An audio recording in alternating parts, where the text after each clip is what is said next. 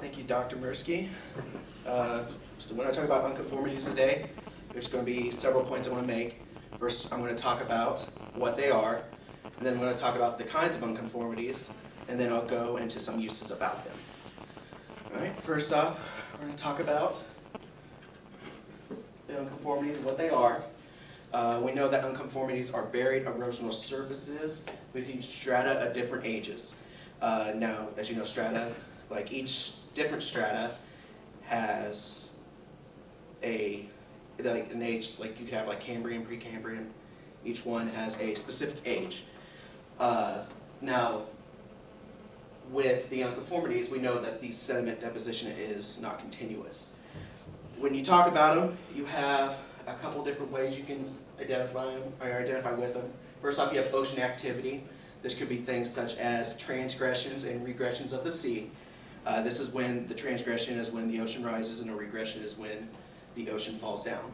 And usually with regressions, you end up with erosion. Next would be seismic activity, which this could be anything from volcanic activity or anything maybe such as a mountain building episode.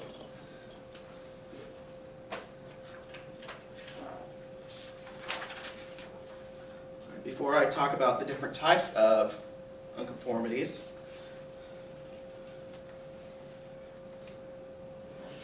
first I'm going to give you a little background information about it. They were first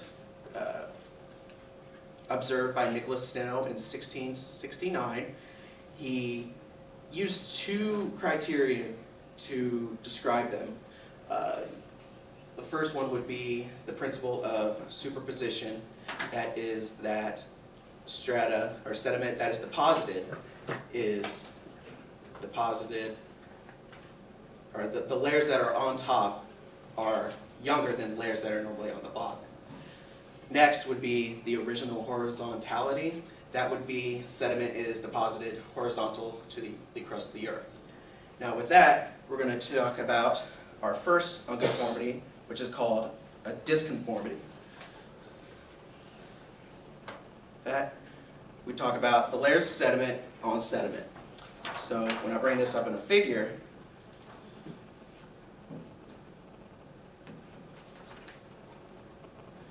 we have our layers of sediment. Let's say we have limestone, shale, maybe sandstone, and then we have this erosional surface, which is right here. And then we go straight into a layer of maybe limestone. What happened is, at some point, there could have been, let's say, a regression of the sea, and this area of limestone was eroded, and then a new layer of sediment was deposited on top. Now that is one theory about it. There's also another theory, and that is that the sediment itself was just not deposited in the first place. There's also another theory called the paraconformity, and with a paraconformity, you have a surface, let's say, just like this. But there's a missing layer, which is called a hiatus between those two layers, and there's no erosional surface. They could say with that one, usually if there's no erosion, then the sediment itself just was not deposited.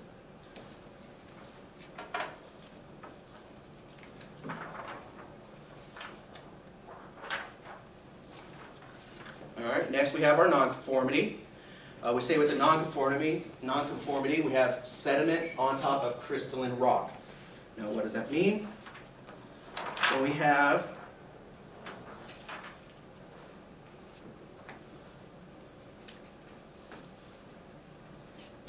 our crystalline rock. This could be a metamorphic or igneous rock, let's say granite. And then you have a layer right here. This is your unconformity. And then you have a layer of limestone. What normally happens with this is you have the igneous rock, which is up on the ground, and then when the sea transgresses, the sediment is dropped on top of it, and you end up with the several layers on top.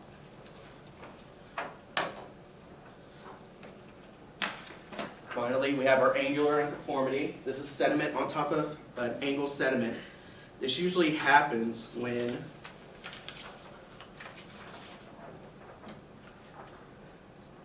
you have sediment. This is your original sediment. It is deposited in the layers And then the mountain building episode happens, which comes up and pulls it and twists it around, and then more sediment is put on top. So this part right here is where the unconformity happens. Sorry. And I'll talk about some uses with you guys. We have, when you're trying to determine the geologic timescale, it's a very difficult thing to do. One of the big places where this has happened is in the Grand Canyon. They use the idea of unconformities to help determine the time scale within the Grand Canyon. Also, within groundwater, they dig wells to where the fracture points are to get groundwater out of the water easily. With the unconformities, with the three types, you have the angular, the disconformity, the nonconformity, and uses with the groundwater, and figuring out the geologic time scale. It's very important that we have unconformities. Now, are there any questions? Well, you said with the groundwater, they use the fractures in the unconformity to help with their drilling. Yes. Does that help them know where an aquifer might be, or how does it? Well, normally with the unconformities, it's usually, there's a spot in between them that has less pressure, or there's less, there's usually just a fracture point. And the water itself just tends to be there, because instead of staying in the sediment itself, because it tends to be a little denser than the points in between the layers of rock. So when they figure out where the unconformity is, they just drill down to that point and the water will flow to it. What was the question? Oh, I'm sorry. The question was, why do they use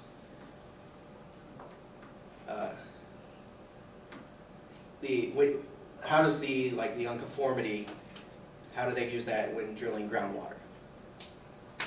And the answer was that with the unconformities are points where the groundwater tends to be. So when they drill down to it, they're able to tap the well from there and pull the groundwater up out the water. Or out of the ground. Yes? Do most of the unconformities occur from just like regression of ocean, or what other methods can cause unconformity? You mentioned mountain building. You have, those are the two main theories about them. The transgression and regression, because you end up with an erosional surface between the two layers of strata. And with the mountain building, you end up with usually the angular unconformities, where you have sediment that's already deposited and it's uplifted, tilted, and then more sediment's put on top. Yes. Now, in what way would you figure out the difference between an unconformity and just a period of non-deposition? All right, the question was, how do you figure out the difference between an unconformity and an area of non-deposition? In a lot of areas, they do research around the areas around it to see what levels or what kind of sediment was deposited around it. Because sometimes you end up with areas that are completely eroded away, and then maybe a little ways down the area, there's an area where there's been a layer of that sediment that's been deposited. It's up to the geologist who's there, or usually, they do research and they write their journals and they send them out, and a lot of times they'll collaborate all their information and they'll put it together and end up with a conclusion about what they feel is the right word. Okay, thank you. I want to, don't go away yet. On most talks, I won't be adding anything, but on some talks, I want to add something to make it a little clearer for the audience than perhaps the speaker had done in his or her explanation. And I like to do that here. So would you put back your first slide? Which one? The very first one. You had them in sequence. Yeah. Okay. An unconformity, this word, an unconformity is a buried erosion surface between strata of different ages. That's all true. But that shows the deposition of sediment was not continuous is only partly true. Okay, most unconformities are unconformities because the erosion removes overlying rock. Non-deposition is very, very uncommon. You can't have an area of the Earth's crust hanging around with nothing happening. So this thing here is really not quite accurate. Should say that shows that deposition was of different ages, that shows that deposition of sediment was removed by erosion or deposition was not continuous. That would be an accurate statement. Okay, let's move on to the next one.